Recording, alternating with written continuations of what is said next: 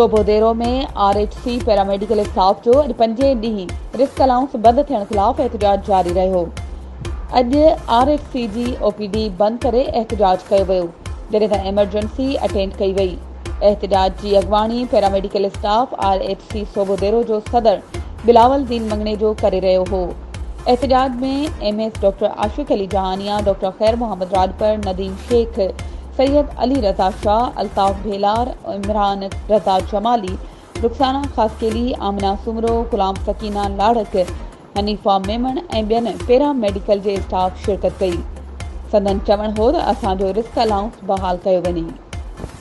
वधीक ख़बरुनि ऐं अपडेट्स जे लाइ असांजे चैनल खे सब्सक्राइब कयो ऐं हा, बेल आइकन खे प्रेस करणु न विसारिजो त जीअं असांजी हर नई अचण वारी वीडियो तव्हां ताईं पहुची सघे।